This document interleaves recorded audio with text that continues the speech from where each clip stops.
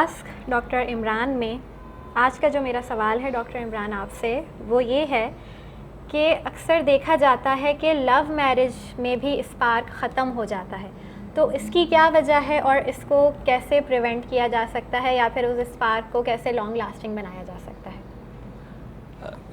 इस सवाल को थोड़ा सा एलाबरेट इसलिए करना पड़ेगा कि ये कितने अरसे के बाद स्पार्क ख़त्म हो रहा है, राइट? अगर आप ये आज की जनरेशन की इंस्टेंट मैरिज और instant spark, instant utilization and instant gone, biryani खाई इनो पिया ख़त्म, तो वो spark is a totally different, क्योंकि उसकी अट्रैक्शन एक डिफरेंट थी। लेकिन अगर आप किसी एक ऐसे कपल की बात कर रहे हैं जो कि शादी 25 साल से ज़्यादा हो गई है, ठीक है, अब वो एक डिफरेंट स्टेज में अपनी लाइफ के आ चुके होते हैं, बच्चे उनके या तो इस्टेब्लिश हो चुके होते हैं या अबाउट टू गो होते हैं, यानी अगर बच्चियां हो गई तो उनके रिश्ते तकरीबन तय हुए हुए होते हैं या होने वाले होते हैं, या उनको पता है कि चंद सालों में ये चली जाएगी। बच्चे जो है वो 25 के अंदर अगर बेटा है तो उसने ग्रेजुएशन कंप्लीट कर चुका होता है और साल 2 साल वो अपनी प्रैक्टिकल लाइफ में आ चुका होता है। तो यानी अगर बच्चे जो है वो 22-23 साल के हो चुके हैं, शादी को 25 साल हो गए हैं, तो अब क्या होता है कि वो जो टाइम था ना, बहुत ज़्यादा टाइम मिल गया, सही, आपस में एक दूसरे का बहुत ज़्यादा टाइम मिल गया। और अब बहुत ज़्यादा टाइम जब मिल गया तो अब ये समझ में नहीं आया कि ये जो इतना सारा गैप था जिसके अंदर हम हार्ड वर्क कर रहे थे, घर बना रहे थे, स्टेटस को अपग्रेड कर रहे थे, बच्चों में लगे हुए थे, अब अचानक फारिग हो गए। अच्छा, अब एक्सपेक्ट ये हो रहा है कि हम आपस में बात करेंगे और सोच ही रहे हैं कि हम क्या बात करेंगे, बिल्कुल राइट जी, शादी के 25 साल के बाद हम क्या बात करेंगे। अच्छा, अगर हम आइडियली ये समझते हैं कि जी ये एज 25 साल की एज में जैसे उस टाइम पे शादी हो जाती थी कि यार अगर ये 50 साल की हो गए हैं तो चांसेस आर फेयर के खातून जो है उनको मेनोपॉज हो चुका होगा, राइट, चांसेस आर फेयर।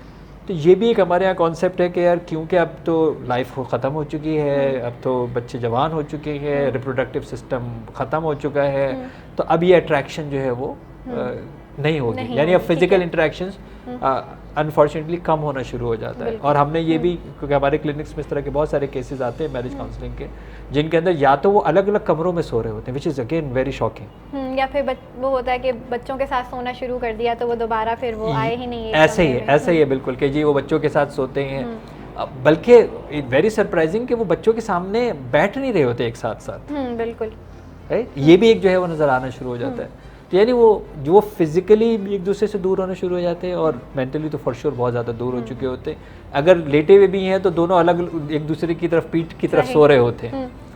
अच्छा, ये बड़ा डैमेजिंग है क्योंकि अब आपके पास रिसोर्सेज भी हैं, अब आपके पास टाइम भी है, अब आपके पास वो गोल्डन टाइम आया है जहाँ पे आप अपनी फैंटेसीज को एक्सरसाइज कर सकते हैं। देखिए, मेरी बहुत सारी हॉबीज़ थी बचपन के अंदर। अगर अपने घर में जाके कहते थे कि जी मैं गाना गाना चाहता हूँ तो मेरी इतनी पिटाई होती कि आप सोच नहीं सकते, राइट। या अगर मैं कहता मैं ड्राइंग करना चाहता हूँ या मैं पेंटिंग करना चाहता हूँ या मैं फाइन आर्ट्स में जाना चाहता हूँ या मैं अदाकार बनना चाहता हूँ, मैं इतनी पिटाई होती कि कोई सोच भी नहीं सकता। यानी इसका मतलब ये कि मेरी बहुत सारी ऐसी ख्वाहिशात बचपन के अंदर इसलिए ज़ुबान पे नहीं आ सकी कि मुझे पता है कि इससे बस मेरी से मार लगेगी।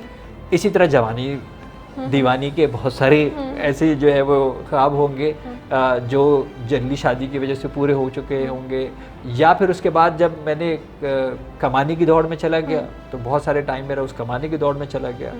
बच्चे आ गए, बच्चे आने के बाद फिर बच्चे फोकस हो गए, उनका फ्यूचर बनाना, घर बनाना, ये बनाना, तो ऐसे बहुत सारी वो जो ख्वाहिशात दबती दबती चली गई थी वो तो अब भड़कनी शुरू हुई है ना। क्यों?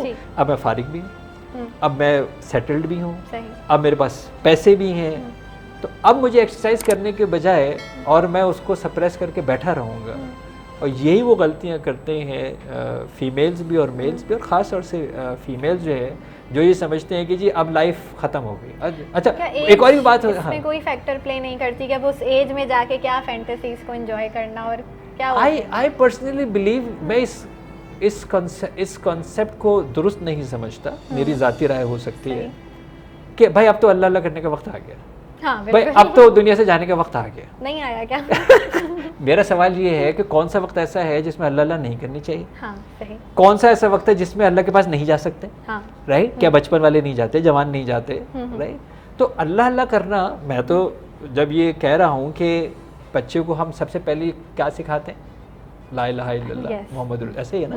हम बच्चे को सबसे पहले क्या सिखाने की कोशिश करते हैं? अल्लाह। अल्लाह। ऐसे ही है ना। बच्चा पैदा होता है तो कान में अजान देते हैं, इकामत पढ़ते हैं, तो हमारा तो आगाज़ अल्लाह से शुरू होता है ना। तो अल्लाह अल्लाह तो हमें हर वक्त करनी है। ये कहाँ से अब टाइम आ गया कि अब मेरी ज़िंदगी में जब बहारें लूटने का टाइम आया, जब मेरे पास अपना टाइम आया, इंजॉय करने का टाइम आया, जिम्मेदारियाँ ख़त्म हुई, तो मैंने कहा नहीं, बस अब जो है वो नहीं करना चाहिए। तो ये मैं समझता हूँ मिसकंसेप्शन है, और लाइफ मैं ज़ाती तौर पर समझता हूँ कि शुरू यहीं से होती है कि ना अब आपको किसी कॉन्ट्रसेप्शन की ज़रूरत है, ना वो फैमिली प्लानिंग की ज़रूरत है। अब तो खुल खेलने का टाइम आया है और मैच्योरिटी भी आ गई है। और मैं तो समझता हूँ कि अब आपको जवानी दीवानी का एक्सरसाइज करने का टाइम यही है जब आपके बच्चे जवान हो गए हों। ओके, तो मतलब यहाँ पे जो बहुत इम्पॉर्टेंट मैसेज है वो अगेन यही है कि age is just a number, जो कि आपके जहन पे आप इसको जितना सवार करेंगे उतना आपको स्ट्रेस देगा। अगर आप जहनी तौर पर ख़ुद को फिर भी 20 साल का समझते हैं तो यकीन जानिए आपकी बॉडी भी उसी तरह से 20 साल के लोगों की तरह ही फंक्शन करेगी। तो इस चीज़ को जहन में रखें और अपनी लाइफ को यहाँ से एंजॉय करना शुरू करें।